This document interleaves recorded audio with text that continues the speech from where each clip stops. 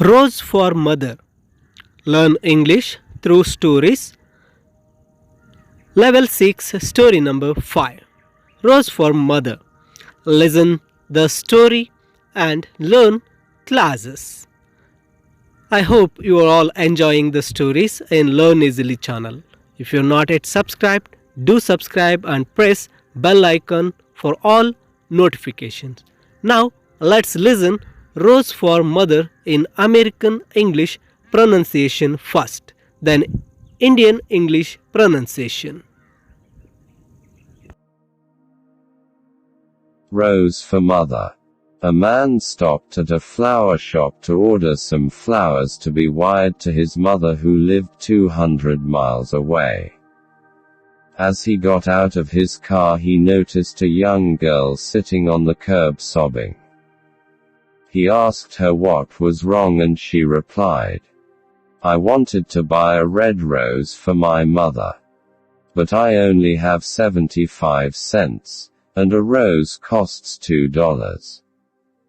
The man smiled and said, "Come on in with me. I'll buy you a rose." He bought the little girl her rose and ordered his own mother's flowers. As they were leaving, he offered the girl a ride home.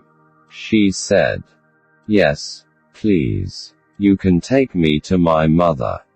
She directed him to a cemetery, where she placed the rose on a freshly dug grave. The man returned to the flower shop, cancelled the wire order, picked up a bouquet and drove the 200 miles to his mother's house. Rose for Mother. A man stopped at a flower shop to order some flowers to be wired to his mother who lived 200 miles away. As he got out of his car, he noticed a young girl sitting on the curb sobbing.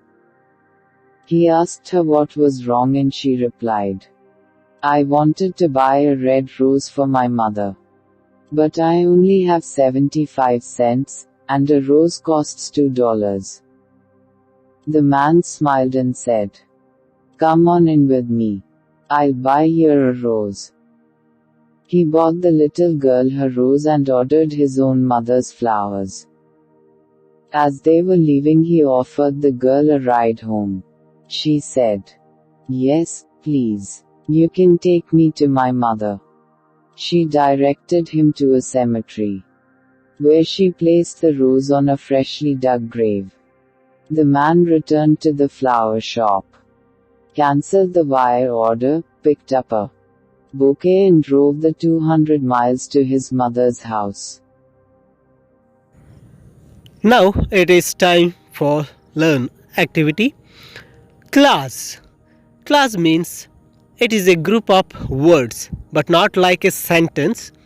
Class means it is a very shorted form of sentence. Class means a group of related words that contains at least one subject and one verb, and is used as a sentence or a part of a sentence. Remember, sentence means a group of words. It may be many more words, or the sentence may contain 3 sentences or 4 sentences or more than also. But class is nothing but it is a very shortest form of sentence. It means that the sentence which has only one single subject and one verb, that is called a class. Look at the examples here. He is a news reporter. She loves music. Where he stays. Who lives next to my house.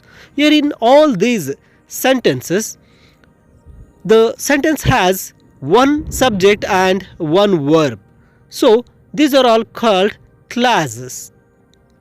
Keep in your mind, class is nothing but a shortest sentence. It must have one subject and one verb. For example, if you say, "I like coffee, but I don't like tea," this is not a class because it has a 2 sentence. Class is nothing but "I like coffee," one sentence, that is class. "I like tea," that is one sentence, that is class. Class is nothing but a group of words which has one subject and one verb. Now look at the screen. Independent clauses.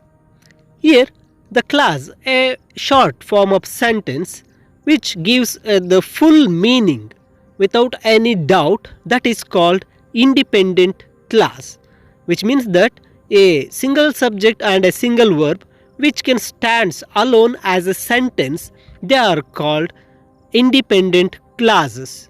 For example, my name is Radhika. I go to home. She sings well. They played cricket. You are reading well. Sarla is good girl. See, these are all the sentences. They can stand alone and they gives a full meaning. That is called the independent clauses. Independent clauses means a single subject and a verb or a sentence which stands alone and gives full meaning without any doubt in our mind. There is another type of clauses called dependent clauses. Now let's see what are dependent clauses.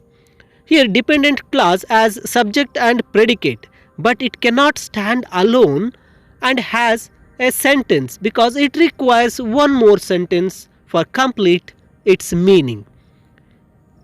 Here dependent, the meaning itself it's saying it depends on other sentence. Here the sentence which cannot gives the full meaning, it requires some other words or some sentence to give full meaning. They are called dependent clauses. Look at the screen, the sentences. When I go to home. When I go to home, it is a sentence, but it requires some more sentence to give some meaning. When I go to home, what you do or what I do. When I go to home, I can play, I can eat, I can sleep, but it should require some answer there. So that is why these kind of sentences called dependent clauses, means these type of clauses are called dependent clauses. See, if you read well, while the teacher taught me to read, after finishing my dinner, before she goes to bed. See, these are all the sentences or these are all the clauses require another one for the complete meaning. So they are all dependent for the other one. So they are all called dependent clauses. Okay, I hope you come to know what a clause. Clause means a subject and verb gives the full meaning or a shortest form of sentence, and two types, dependent and independent clauses. Now look at the screen. The story. Rose for a mother. The full story is on the screen. Now I hope you know what you have to do, right? You have to pause the video, read loudly this story, and then you have to identify the clauses present in the story. Okay, I hope you know the meaning of clauses and types of clauses also. Now the activity for you is to read loudly this story by pausing the video, then take a pen and paper, identify the clauses, it may be independent or dependent, and write them on the paper or in your notebook, then check your answers by playing this video. Okay, now let's do it. Pause the video and read and write.